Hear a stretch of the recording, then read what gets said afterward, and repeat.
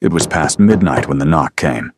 Nathan Brooks wasn't expecting anyone, not on a night like this, not 24 hours after they'd lowered Ryan Carter into the ground at the end of the same street. But there she was. Emily stood in the doorway, still wearing the black dress from the funeral. Her hands trembled at her sides. Her eyes were dry, not because she hadn't cried, but because she had nothing left. She didn't reach out to family, didn't call a friend. She walked past every other house on that street and stopped at his door. Upstairs, his 6-year-old daughter Lily was asleep.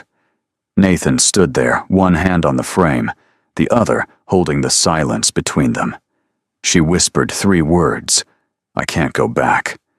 What happened next would change all 3 of their lives in ways none of them were prepared for. Nathan Brooks had a rule about the hours after 10 o'clock at night. Nothing good came from them. That was what 3 years of single parenthood had taught him. The house got too quiet. The thoughts got too loud, and if he wasn't careful, a man could spend the whole night staring at a ceiling that had nothing useful to offer. So he kept himself occupied. Dishes, paperwork from the job site, checking on Lily once, sometimes twice, just to hear her breathe. By 11, he was usually in bed, lights off alarm set for 6:15. He had built his life around structure the way other men built houses, load-bearing wall by load-bearing wall, nothing left to chance. He was 38 years old. He drove a sensible truck, coached Lily's Saturday soccer team when the weather allowed, and had not been on a date since his wife Sarah died in a car accident on a Tuesday morning 3 years ago when Lily was 3. He did not talk about Sarah much. He did not need to. Her absence was already part of the architecture of everything. The neighborhood was the kind of place where people waved from driveways, but didn't drop by unannounced. Quiet streets, well-kept lawns, a homeowners association that sent passive-aggressive emails about holiday lighting. Nathan had lived there for 6 years and knew most of his neighbors well enough to nod at. The Carters had moved in 8 months ago into the gray colonial 2 houses down. Ryan Carter was the kind of man who introduced himself with a firm handshake and remembered your name the next time. He and Nathan had talked maybe a dozen times over the back fence, mostly the kind of conversations that fill a few minutes without asking much of either person. But there was one afternoon, maybe 6 weeks before everything happened, when Ryan had come to Nathan's door with a small wooden box under one arm and a look on his face that was harder to read than usual. He said the doctors had found something with his heart. Nothing confirmed, yet he was quick to add. Probably nothing. But he had some papers, a few personal things, and he didn't want them in the house where Emily might find them and worry. He asked Nathan to hold on to the box for a while just until he knew more. Nathan had taken it without asking too many questions. He'd put it on the garage shelf and not thought much about it, because Ryan had said probably nothing, and people said probably nothing all the time, and meant it. 6 weeks later, Ryan Carter was dead. And then at the end of that same conversation by the front door, Ryan had said one more thing, almost as an afterthought, almost too quietly. "Emily doesn't really know anyone here yet. She's not great at asking for help. If anything happens, you'd look out for her. Wouldn't you?" Nathan had said. Of course, the way anyone says. Of course, when they don't expect to be held to it. He thought about that when he opened the door and found Emily standing on his porch past midnight, still in the black dress from the funeral. He had attended the service that afternoon, out of respect. Stood near the back, shook Emily's hand in a receiving line, and told her he was sorry, which was true, and which was also completely insufficient for what she was carrying on her face. She didn't look like that now. The grief at the funeral had been managed, held at arm's length the way grief has to be when there are 200 people watching. What stood in his doorway now was something rawer than that. Her eyes were dry, but swollen, the way eyes look after they've run out of tears, and the body just keeps trying anyway. Her hands were still at her sides. She was not reaching toward him, not performing helplessness. She was simply there, like something the night had left on his porch. "I can't go back in there," she said quietly. "Not tonight." Nathan looked at her for a moment. Behind him, the house was dark, except for the lamp in the living room. Upstairs, Lily was asleep, the right response. The careful response was to offer to call someone a sister, a friend, anyone from the 200 people who had stood in that church with her. The responsible response was to keep the boundaries of his small, ordered life exactly where they were. But he remembered Ryan's voice at the front door, and he looked at her face. He stepped back and opened the door wider. He made tea because it was the only thing that felt appropriate. Something warm, something that required small tasks, something that kept his hands busy while he figured out what a person was supposed to say. Emily sat at the kitchen table and wrapped both hands around the mug without drinking from it. She didn't seem to need conversation. She seemed to need to be somewhere that wasn't that house. Nathan sat across from her and said nothing. He was not by nature a man who filled silence with words. It turned out that was exactly what she needed. She talked a little eventually, not about Ryan's death, but about Ryan himself. Small things. The way he could never figure out the television remote and always pretended he hadn't asked for help. The coffee cup he'd left on the counter that morning still half full that she couldn't bring herself to wash. The particular quality of quiet in that house now. She said that was different from regular quiet. Heavier somehow, like the air itself was holding its breath. Nathan listened. He did not offer platitudes. He did not tell her it would get easier, because he didn't know if that was true. And he had heard enough useless things in the months after Sarah died to last a lifetime. She left around 2 in the morning. He stood in the doorway and watched her walk down the front path and back toward her house, 2 doors down, the black dress disappearing into the dark. He closed the door, turned off the kitchen light, and stood in the hallway for a moment. The house was quiet in the ordinary way. It had always been quiet at this hour, but he noticed it differently now, the way you notice a sound, more acutely after it stops. He went to bed. He didn't think too much about it. She knocked again the following night. Not at midnight this time, closer to 11, and she wasn't in the black dress anymore. Just jeans and a gray sweater, her hair pulled back, looking less like a widow and more like a person who had made it through another day and wasn't sure what to do with the hours at the end of it. Nathan let her in. He made tea again. They sat at the same table. She came back 3 nights later, then twice in the same week. It was not every night, but it was often enough that Nathan stopped being surprised by the knock, and that small shift meant something, though he couldn't have said exactly what. He started leaving the kitchen light on after 11. He didn't announce this. She didn't mention it. But the light was there, and she came, and neither of them examined it too closely. They talked more as the weeks moved forward, not about death, not about the big things, but around them. She told him about the 3rd grade classroom, where she taught about a student who had been drawing the same horse in the corner of every worksheet for months. He told her about the bridge project he was working on, the particular satisfaction of watching something structural come together. They talked the way people talk, when they are building something careful and unspoken between them, one ordinary sentence at a time. There were nights when they didn't talk at all, when Emily sat with her tea going cold, and Nathan sat across from her, and the silence between them was not awkward, but inhabited the kind that 2 people only manage when they have quietly agreed to stop pretending the other one isn't there. Nathan knew somewhere in the reasonable part of his mind that this was not a typical arrangement. He was a grown man with a daughter and a life built on the premise that he did not invite complications. If anyone on the street happened to see the kitchen light burning past 11 on a Wednesday night, there would be talk the kind that followed a person to the school pickup line and the grocery store. He knew this. He also knew that for the first time in longer than he could remember, he was not watching the clock between 10 and 6:15. He was not grinding through the quiet hours waiting for morning. Something had shifted in the weight of the evenings, and the shift had a shape, and the shape was someone sitting across from him at a kitchen table. He kept opening the door. He told himself it was because Ryan had asked him to. He told himself it was the decent thing, the neighborly thing, the thing a good person would do for a woman who had no one else on this street.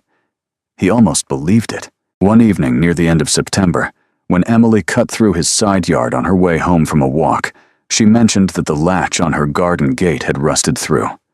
Nathan told her she could use his gate key.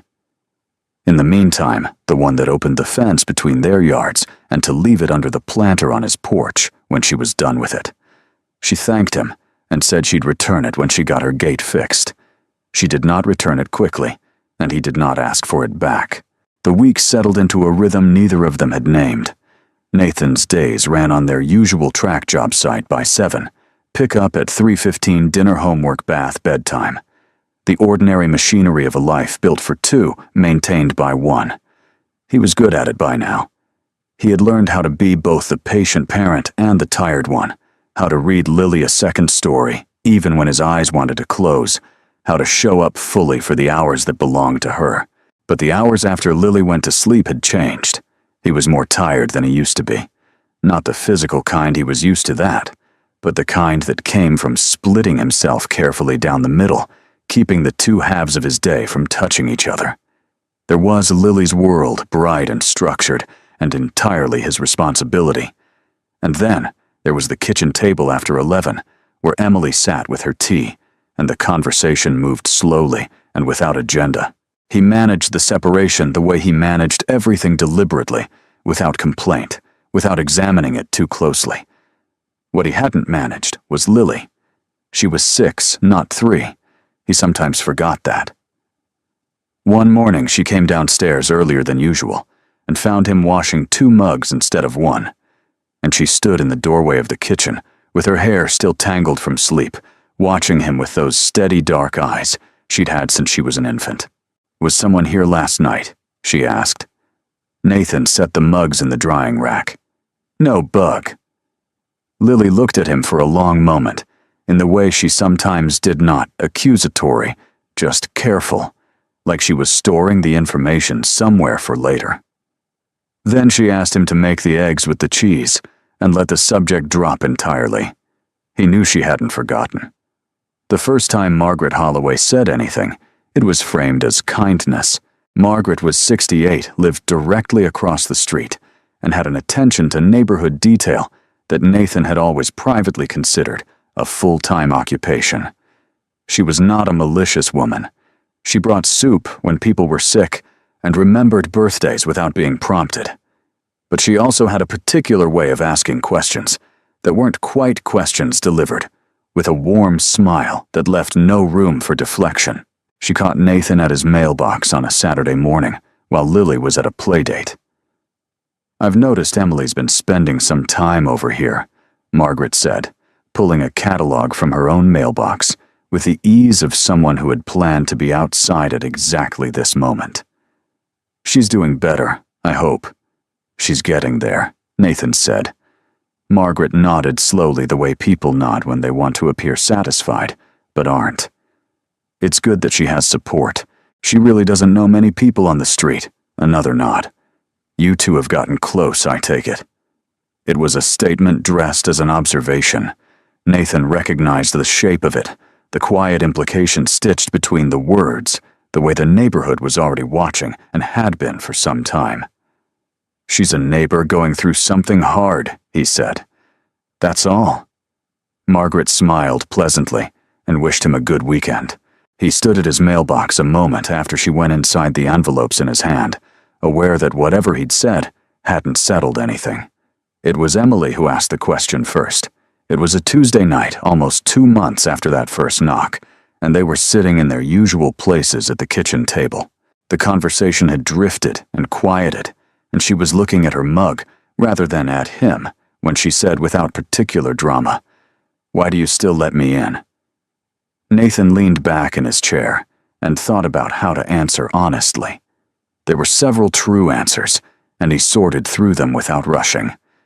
"After Lily goes to sleep," he said finally, "the house gets..." He stopped choosing the word carefully. "Empty. Not sad. Just empty. Like a room where the furniture fits, but something's still off." Emily looked up at him. "Since you started coming," he said, "it's less that way. I don't know how else to explain it." She was quiet for a while after that. Not the grieving quiet he had gotten used to in those first weeks, something different, more present. Like she was seeing him rather than the space he occupied. "Tell me about Sarah," she said. Nobody asked him that. His friends from before had stopped asking years ago, not out of unkindness, but because they didn't know what to do with the answer. He had let them stop. It was easier. But he found himself talking. Not the story he told at the funeral, the constructed version, the one with clean edges. He talked about the real things, the way she used to reorganize his bookshelves when she was anxious. The argument they'd had the week before she died, about something so small he couldn't even remember it now. The way Lily had her mother's exact laugh, and how that was both the best and the most difficult thing in his daily life. Emily listened the way he had listened to her, without offering anything in return, except her full attention. When he finished, she didn't tell him it was beautiful, or tragic, or that Sarah would be proud. She just said, "Thank you for telling me. It was the right thing to say." He hadn't known that was what he needed to hear. The afternoon Emily and Lily met was an accident, in the way that things are accidents when they were probably inevitable. Emily had come by on a weekday afternoon to return the gate key Nathan had lent her. Her own latch had finally been fixed, and he hadn't expected her at that hour. Lily was moving through the kitchen to get a snack when the front door opened. She stopped when she saw Emily standing in the entryway. The two of them looked at each other. Nathan stood slightly to the side, recalculating. Lily had a directness that hadn't yet learned to soften itself. She looked at Emily with open, uncomplicated curiosity and said, "Are you the person who comes here at night?" Nathan started to say something, but Emily crouched down before he could bring herself level with Lily and looked at her steadily. "I am," Emily said. "I've been a little sad lately. Your dad has been helping me." Lily considered this with the serious expression she reserved for things that deserved it. "What are you sad about?" "My husband died," Emily said simply, "so I've been figuring out how to be okay without him." Lily nodded as if this made complete sense, which in the private logic of a child who had grown up with only half a family, perhaps it did. "My mom died too," she said. "When I was little." She looked at Emily for a moment longer, then added, not unkindly, just plainly, the way children deliver observations that land like stones dropped into still water. "My dad gets sad at night too. But he doesn't tell anyone." Neither adult said anything. Lily looked between them, once decided the conversation had concluded, and went to get her snack. Nathan stood in his own kitchen, feeling as though his 6-year-old daughter had just quietly taken the wall he'd spent 3 years building and walked straight through it without even noticing it was there. He pulled back after that. Not dramatically. He wasn't the kind of man who made scenes, or said things he'd have to walk back.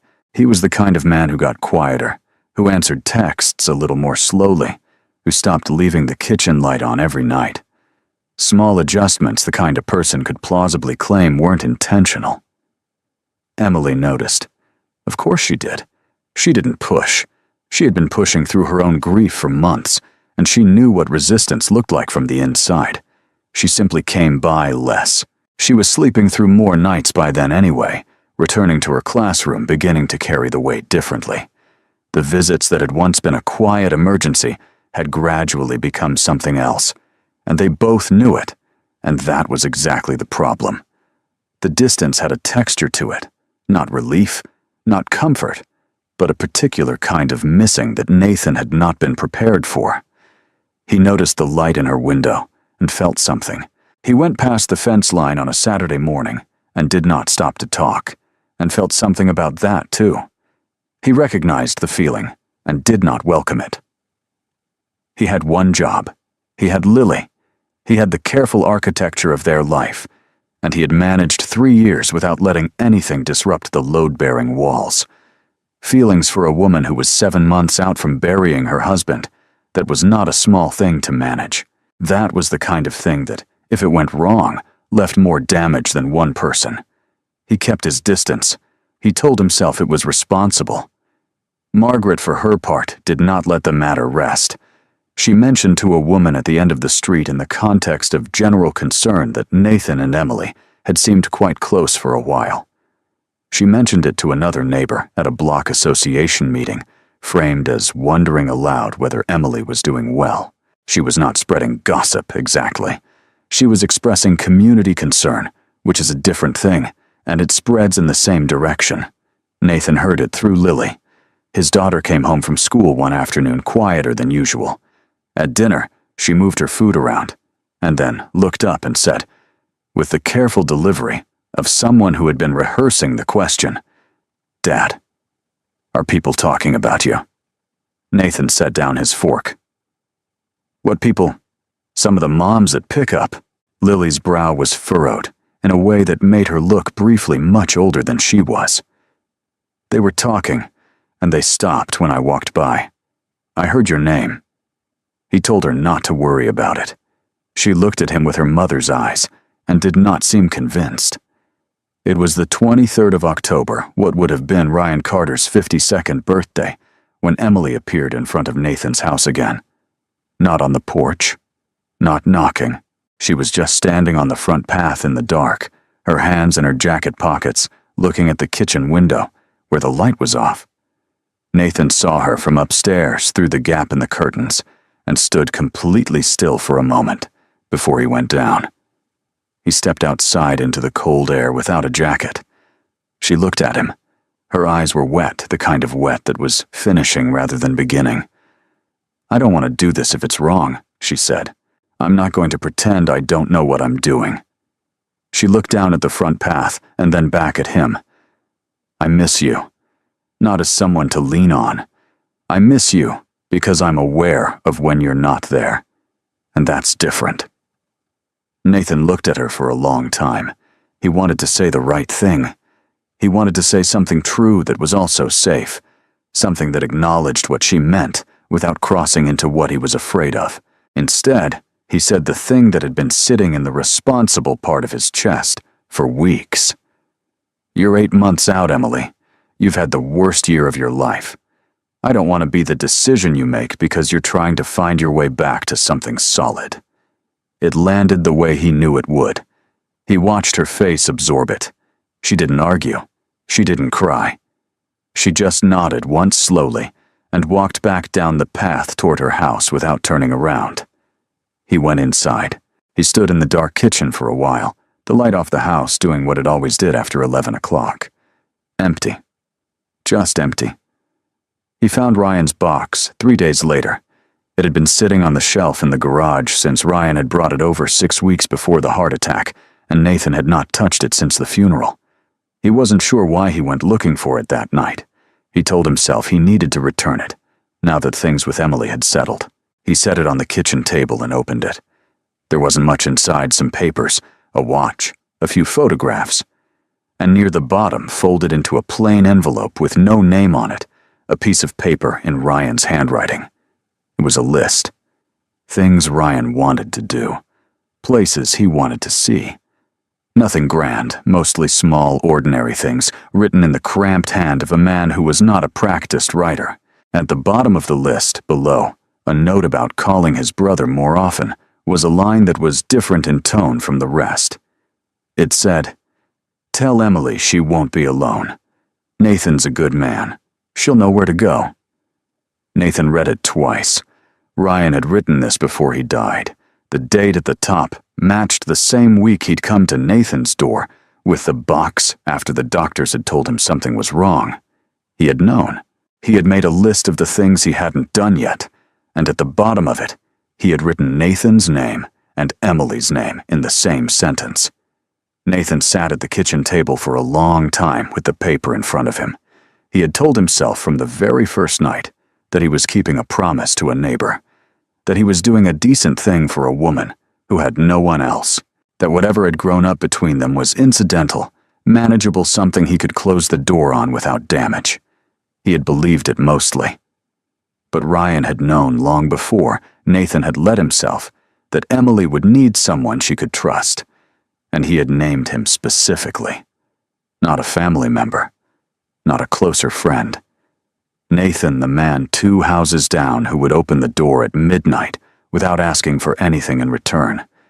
He had not been standing in for Ryan. He had been chosen separately for himself. The house was quiet. The light above the table threw a narrow circle across the paper. Nathan read the last line one more time, then folded it carefully and held it in both hands. He thought about Lily's voice in the kitchen the afternoon she'd met Emily, that plain, unhurried observation delivered to both of them without apology. My dad gets sad at night, too. But he doesn't tell anyone. He sat with that for a long time. He didn't return the box right away. The paper sat on the kitchen table for 2 days, then moved to the top of the bookshelf, then into the drawer beside the phone charger, where things went when he didn't know what to do with them yet. He went to work. He made lunches. He drove Lily to school and picked her up and asked about her day with the full attention she deserved. And none of it was performance. She was still the center of everything. Still the reason the whole structure held. But the question that had been sitting quietly in his chest for months had shifted into something harder to ignore. It wasn't whether he had feelings for Emily. He had made his peace with that quietly somewhere in the long nights of October, the way a man makes peace with a fact he can't argue away. The question that kept him awake was different and less comfortable, whether he had any right to act on them. He had built a life for Lily on the principle of safety. No disruptions, no new losses if he could help it. And a man who opened his heart to a woman who was still finding her footing after the worst year of her life. What was he risking exactly, and for whom? The morning he found out about the drawing he was signing Lily's homework folder at the kitchen table. Her teacher had clipped a note to the folder, cheerful brief, the kind of note teachers write when they want to mention something without making it heavy. She said Lily had drawn a family portrait in art class that week. 3 figures. She'd labeled them herself in her careful, rounded handwriting, Dad, me, and the lady, who is sad, but getting better. When asked about the 3rd figure the teacher had written, Lily said, "She's Dad's friend. Dad needs a friend too, not just me." Nathan read the note twice. He set it down on the table and looked out the window at the backyard for a while, at the soccer goal he had set up in October, and the leaves collecting against the fence. His daughter, who was 6 years old and had never once told him she thought he was lonely, had apparently been thinking about it for quite some time. Margaret Holloway came to the door on a Saturday morning, and this time she did not frame it as a question. She had brought a plate of something wrapped in foil, an old neighborhood move, the kind that requires you to answer the door and stand there being polite. Nathan took the plate and waited.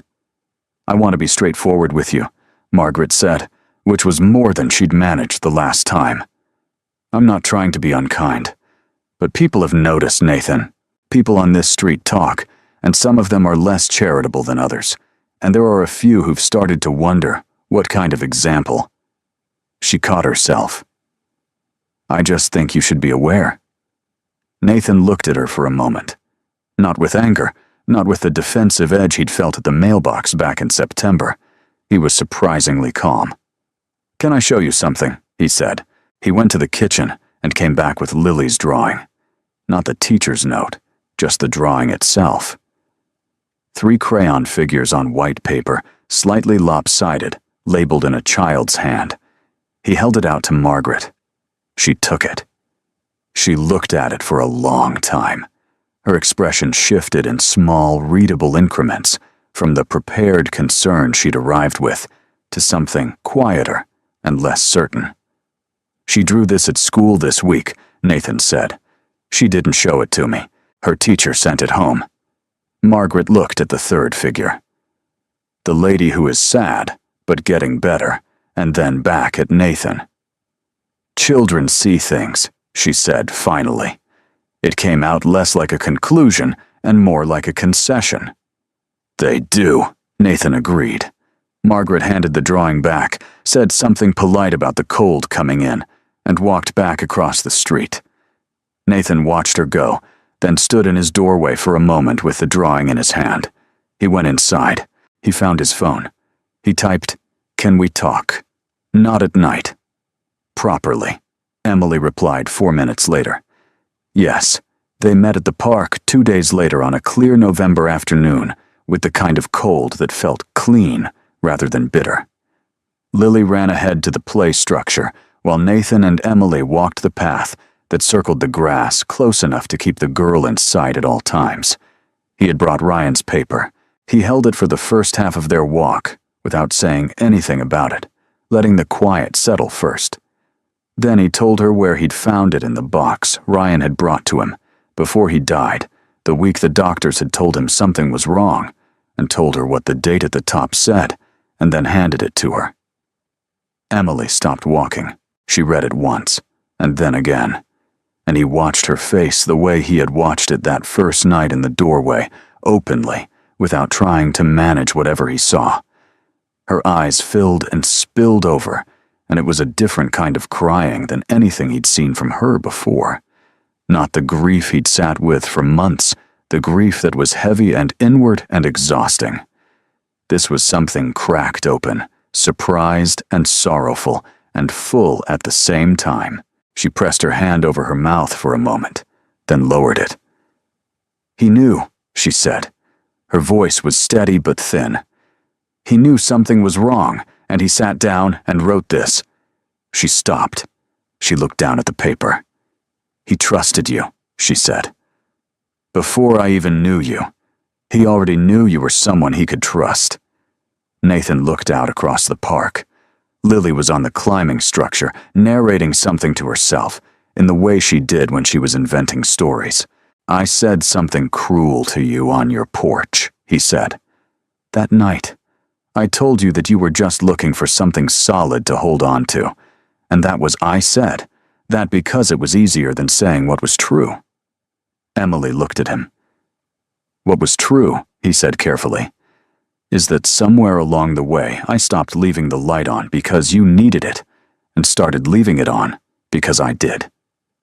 And when I stopped, when I pulled back, the house didn't go back to how it was before. It was worse. Not just quiet. Worse." The wind moved through the trees at the edge of the park, dropping the last of the season's leaves onto the path. Emily folded the paper slowly and held it in both hands. "I loved Ryan," she said. "I want to be clear about that because I think you need to hear it. I'm not trying to replace him or move past him or put him somewhere I can stop thinking about him. He was my life for a long time, and he'll always be part of me." Nathan nodded. "But he wrote that note," she said. "He sat down and he thought about what would happen when he was gone, and he wrote your name. He wanted me to keep living." Her voice broke slightly on the last word, and she let it and then continued. "I don't think I'm betraying him by doing that. I think I'd be betraying him if I didn't." They stood on the path for a moment, the paper between them, the wind moving over the grass. Lily called out from the climbing structure she'd made it to the top, and wanted to know if they were watching. Nathan raised his hand to let her know he saw. Lily waved broadly satisfied, and went back to her narration. "I don't know what this looks like," Nathan said. "I want to be honest about that. I don't have a plan. I'm not a man who does well without a plan, and I don't have one." Emily looked at him with something that was almost a smile. "I know that, but I'd rather not know," he said, "than keep pretending the door is just a door." She handed Ryan's paper back to him. He took it carefully, as if it were something that had been entrusted to him a second time. She came to the house that evening, not past 11. Not with that particular quality of desperation that had marked those early nights, the black dress, the trembling hands, the look of someone who had nowhere else to go. She knocked at 6:15 when the kitchen light was on for an ordinary reason, and something was already on the stove, and Nathan had not been expecting her, and also had known she might come. Lily opened the door before he could get to it. She looked up at Emily in the early evening light, took in the situation, with the efficient assessment of a 6-year-old, who has already processed more than most adults knew, and said, "Do you want to have dinner with us?" Emily looked past Lily at Nathan, who was standing in the hallway with a dish towel over his shoulder. He said, "We have enough." He had made spaghetti. He realized partway through serving it that he had not made enough for 3, he had been cooking for 2 for 3 years, and the portion was habitual, so he put more water on, and they sat at the table with bread and salad while it cooked, and Lily talked without interruption about a classmate who had brought a frog to school in his coat pocket, and Emily asked follow-up questions with the genuine interest of someone who spent her days with children and actually liked them, and Nathan listened to both of them and ate his bread and felt something in the room that he hadn't felt in a very long time.